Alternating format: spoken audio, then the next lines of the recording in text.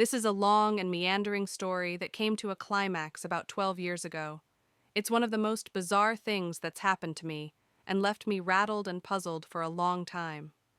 When I was in college, my father retired and moved to New Orleans. He had lived there in his 20s and 30s, and his two sons from his first marriage, my half-brothers, still lived there. He moved into a cool apartment complex with a swimming pool in the center courtyard and a lot of sociable people his age. One of them was a retired Army general. I'll call him Tom.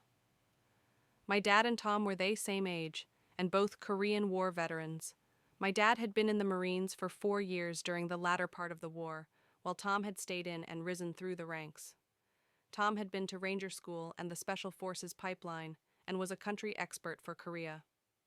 He was in Korea for most of the Cold War, training ROK Marines, gaming out WW3 scenarios, and working closely with a large private corporation I'll not name here doing semi-spook stuff. He retired shortly before September 11th. He was a full colonel at the time and was promoted to brigadier general, 1 star, just before retirement to sweeten his pension. That was kind of a professional courtesy/old boy club thing. After 9/11, the government expanded the Federal Air Marshal Service and asked Tom to come out of retirement, lead the restructuring. They wanted someone who didn't have a parent command, and since he had been out of the Army for a year or so, he was a good candidate. They promoted him to Major General, 2 star, so that he would have clout among the other generals, GS-15 civilian employees, and private sector executives he'd be working with. Colin Powell pinned his 2nd star on him personally in the White House. At this time, I was in the Marine Reserve myself and getting ready to graduate college. I'd not yet been called up for OIF or OEF, so I was looking for my first grown-up job. My dad suggested that being an air marshal could be fun for a year or two, even if it wasn't exactly something I was interested in. I had a clearance and was an expert on the range, not mention I was a friend of the 2 star who was running the program, so I was maybe a step ahead of some of the other candidates. My dad arranged a phone call with Tom to talk about my options. At this point, I'd met Tom many times when I'd go to visit my dad.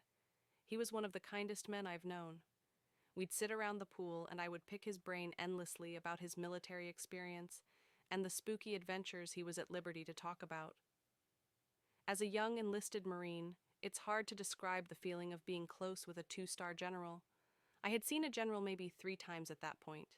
If you're a lance corporal in a rifle platoon and a major shows up in the barracks, you snap to attention and bark out, "Attention on deck," like it was Darth Vader walking in the room. Somebody with stars on their collar might just give you heart attack right there. So to be shooting the shit with Tom was pretty special for me. Tom was a widower and an old Southern gentleman and dated women here and there. Although he didn't smoke, he always carried a Zippo lighter with him to light a lady's cigarette. He lit a cigarette for me by the pool one day, and I noted that his Zippo had a Ranger crest on it. He said that his daughter had given it to him years before, and he thought it was gaudy at the time. He wasn't the type to advertise his status, but he came to cherish it after his daughter died. She had been an avid equestrian and had died in a car accident in Costa Rica in the 70s or early 80s while she was down there for some kind of riding event. His wife died of cancer some years later. Tom's apartment was covered in photos of his daughter in riding gear. She was beautiful. The dated feel of the portraits, frozen in the 1970s, the quiet apartment, and Tom's outward sanguinity were all horribly tragic. At any rate, we spoke on the phone about the Air Marshal program. He couldn't answer a lot of my questions due to operational security, but we talked for about an hour. In the end, another job came up, and I didn't opt for the Air Marshal program. Still, my dad would give me regular updates whenever Tom would go back to New Orleans on leave. Once Tom told my father that they'd done computer simulations of a terrorist running up an airplane aisle, and the only part that stayed relatively motionless was the groin. Obviously, in an airplane you want to hit the target and not the fuselage, so they decided to aim for the groin as part of their doctrine.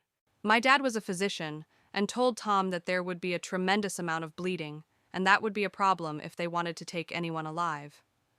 Being a curious man, my dad set about coming up with a solution to this in his free time.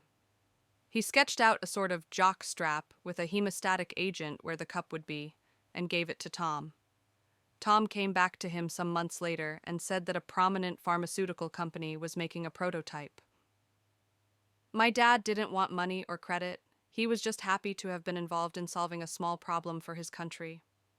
After the Iraq invasion, Tom left the Air Marshal Program and worked on Condoleezza Rice's staff as a national security aide. All in all, everyone loved Tom. He and my dad became very good friends in a few short years. Tom took my brother's kids to Saints games. They lived in family neighborhoods where everyone was always sitting on the porch and visiting with each other in the summer.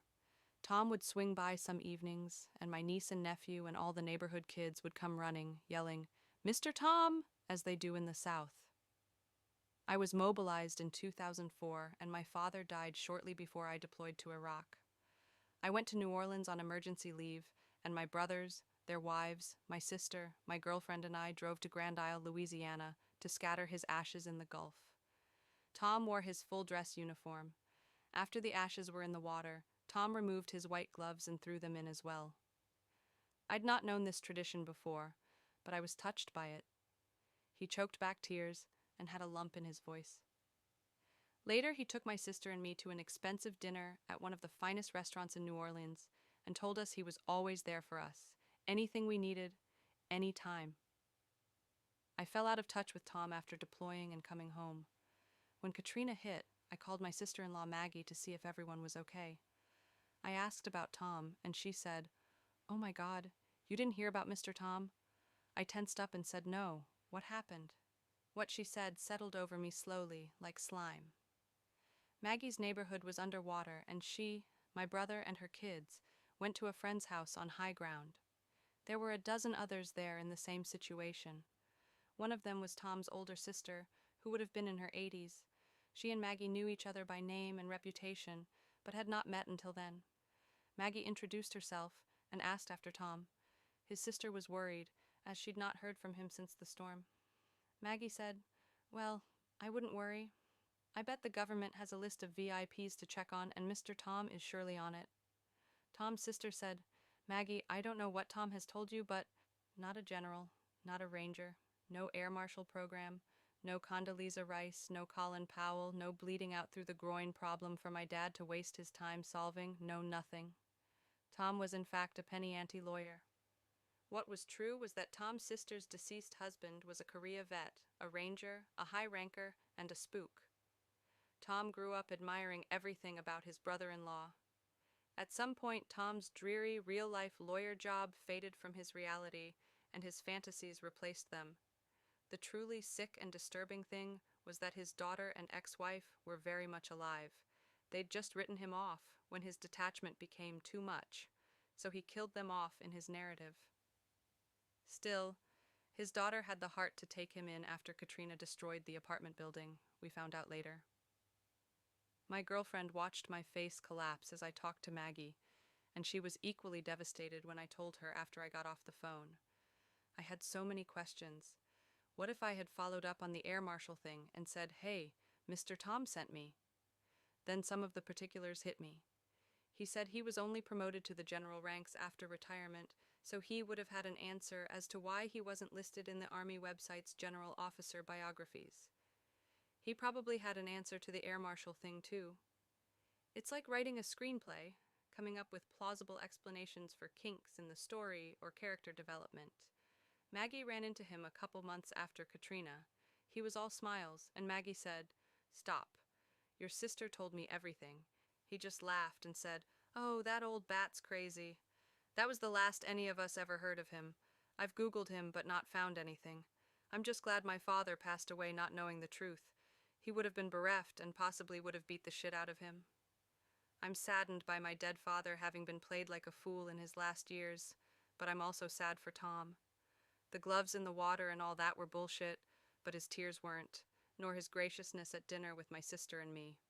With the life in Washington, D.C. being phony and his relatives having written him off, my dad and our family were really the closest people he had in his life.